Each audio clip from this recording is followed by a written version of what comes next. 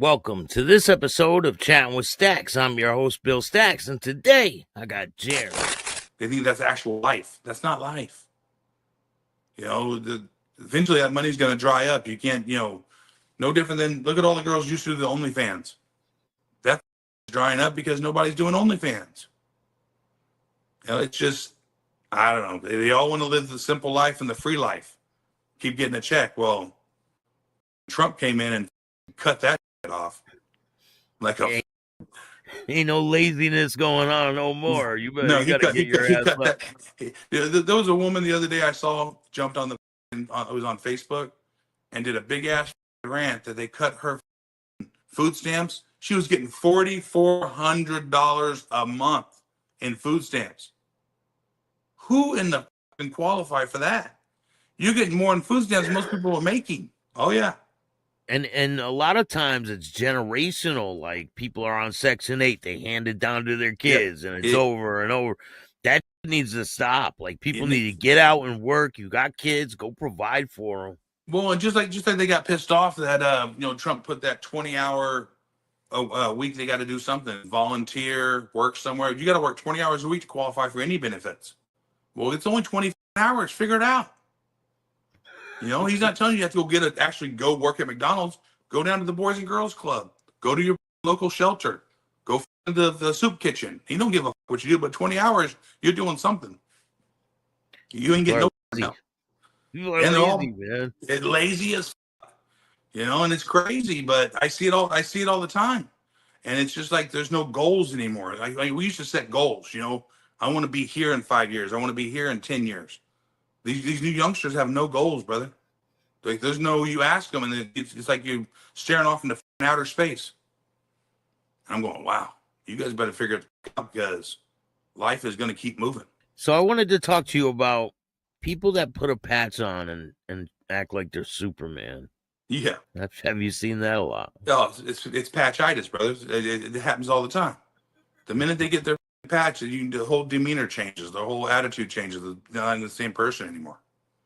And that was one thing. Like with me, I was the same guy with my patch on, with my patch off, with just plain T-shirt on, not even a bandit shirt, nothing. I was the same guy. Treated you the same, talked to you the same, acted the same. These guys, you'll be talking to them, then they go and get their cut on, all of a sudden puff the chest up, and holy shit, he became Iron Man. No. But it happens all the time, all the time. And then they want to demand respect. You don't see what this says on my patch? You don't see what position I have? I don't give a fuck. You wear the same, you put the boots on the same way I do. I don't give a fuck about that. But I'm telling you, that's how it was. That you see it all the time. It's crazy. And some guys, they honestly, it's like they turn into a different mode, I guess, or something. And even with the patch off, all of a sudden they're all cocky and they're all talking shit. And I'm going, dude, that patch is not. If that patch has to make you, you're no good. At the end of the day, you make the patch. The patch does not make you. Were there old timers that were in the Bandidos that were getting tired of the way things are going? Of course there was. Especially because it wasn't the same era that they, for them. The technology changed. And don't get me wrong, I understand change has to happen, but at the same time, you have to remember your history. And that's why if you don't pay attention to history, then you're going to repeat the same bullshit that you shouldn't have. And that's kind of where it went. If you don't know where you came from, then how are you going to fix anything or be a better person? And the old timers would try to teach them, and they wouldn't listen. So you'd see the old timers just kind of hang out with each other and say, "Fuck it," the youngsters, they don't want to listen. And I understand sometimes you got to have in your group because we do stupid shit.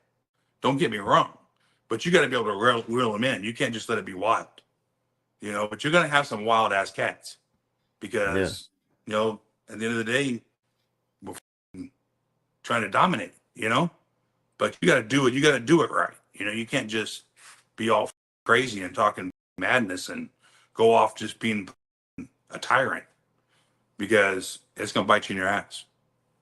But I fully Yeah. believe in listening to the old timers and learning from them. I think that's exactly what needs to happen. Law enforcement labels them a gang, and the media writes these crazy stories about how dangerous they are. What do the Yep. banditos think about the way that the media portrays them? Are they proud of it? Are they ashamed No, of it? no, I don't. Be honest with you, that for the most of it, I don't think they even give it a second thought because the media is just bullshit. You know, half that they put out there is lies. You know, they put a piece, they take a piece of it and spin it to whatever narrative they need, and that's kind of where they leave it. And I don't think, to be honest with you, the banditos I've ever talked to about it when I was in the club, just pretty much brushed it off like it was bullshit, and we never even gave it a second thought. So, how's your life been since you've been out of the club? 100% better, 100%.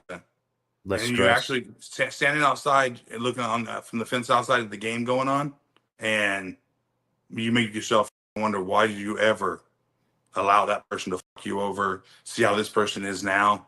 From, basically, you get that outside perspective for yourself. You really see that there was a lot of mistrust, and it still is. There's members now that I talk to a few, and they're super good brothers, and then there's guys that now you finally see their true colors and can't believe that all you did for them and helped them and do for them, and they turn around and now you see how much they are a piece of shit. And there's a lot of them that are pieces of It took all that you went through to go to be where you're at today, right? yeah, exactly. Yeah, exactly. It was my path, and I'm where I'm at now, and I'm grateful for where I'm at. And every day I count it as a blessing because there's so much that could have happened worse than it did, and all I can do is be thankful in it. And you would rather be out and not dealing with the bull than in and having the treachery go on, people talking behind your back, and Oh yeah, no, 100%. And that was the whole deal about it. Once my case was over and everything, those brothers that asked me to come back, those brothers that asked me to go to the table and and explain what went on and get it fixed, and not that. After seeing how many brothers turned their back on me and let me deal with my own and didn't give two shits about my family or anything else, I'm good. I don't need that. I would have been the same way.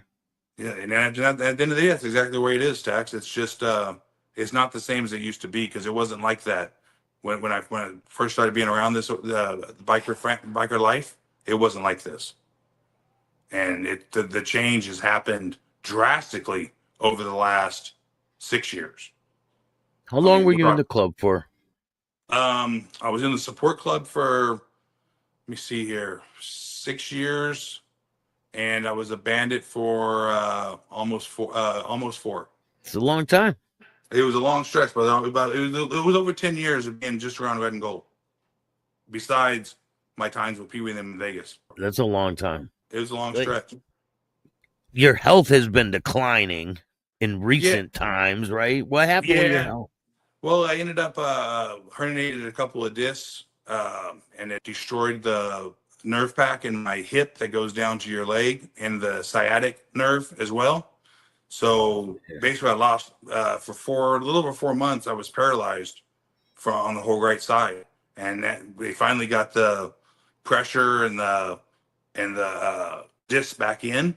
So now they're just working on they need to do some shots. Got to have a surgery done to try to get all the nerves to fire to the muscles because I can get around now. Because for almost a year I couldn't even drive.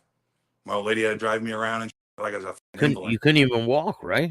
No, not at all. And so now, at least now I'm up and going, and I can get myself around. But Yeah. until I actually fix it, it's gonna and in any given day he can do the same thing, and that's why I can just lose all the right side and just you can't stand. There's no muscle. He's like you can't feel it. It all goes numb. What was it from? Have you been in accidents in the past, or Well, we've been in accidents and stuff. The doctor says is basically it's just abuse over the years to your body, and beating yourself up on rides and picking up things wrong. And it beating was other basically people up? all that bull. And it just basically added to it and eating, you just, keep on going and pushing yourself, eat ibuprofens and it'll get better. All you're doing was masking the problem until Yeah. it became an issue. I know when I sit in the car too long, my sciatica nerve starts to hurt. Oh yeah, yeah. So there's a lot to it. So hopefully here we'll put it together because I'm self-employed, so everything I do is out of pocket. So Yeah, so insurance. you have a GoFundMe to help you pay for your bills and stuff like Well, that, just right? for this one procedure that I'm going to get done. Everything else I've been paying the last year and a half out of pocket and going every week. But this last one's a expensive deal. Are So you they still got. tattooing? You Oh still yeah, tattooing? we still got the shop going. The shop's doing well. So that's a blessing that takes care of the family, and that's more important than anything right now to make sure the family's good. You employ tattoo artists, right? Yeah, so I have 7 artists. That's pretty cool, man. I was Yeah, watching your video the other day. yeah. No, the shop's cool. The shop's a real cool atmosphere. It's real mellow. Real good artists. Business is it could be better, but that's economics because you can live without a tattoo, but it'll pick up. It always does. 100%. It comes in waves, right? Yes, it does, brother. Like you're on a surfboard. Just take that wave and ride it in because the next one's it'll get better. 100%. So what's in store for the future for you? I don't know, brother. I don't know. That's what I think about that a lot. Right now I just focus on family and making sure the future for the kids are going to be good, health wise. Keep myself as healthy as I can because without me they'll be in deep. You know. Yeah, So, at the end of the day, it's focus on family and true friends. Help out the brothers that I know are there for me, and I can be there for them. Like with your show here, jump on and help you where I can help you. hell If yeah. it helps your podcast do an interview, badass. And at the end of I the day, that's what appreciate it's it. about: is have ourselves a circle that you can trust and a circle that you can do things with, and everybody move up the mountain together. 100%. Anything I can do to help, man. I appreciate you, brother. Well, brother, I And gotta I'll get my ass out. I gotta get my ass off this and get out of here. You have a blessed evening, a safe evening, and then we'll get together soon and do another one. We'll jump on with Pee Wee and everybody, and we'll do a 3-4 of us at once. yeah, definitely. I'll share a link for your GoFundMe in the description of this video. Make sure you help them out. We'll tune in with them later. I appreciate you taking the time, man. Thank you, brother. Much love and respect. Definitely. If you like this show, hit the like button, subscribe, hit the notification bell so you can get my videos every time they drop. And if you don't like this show, too bad. Start your own podcast. Peace. Thanks, man.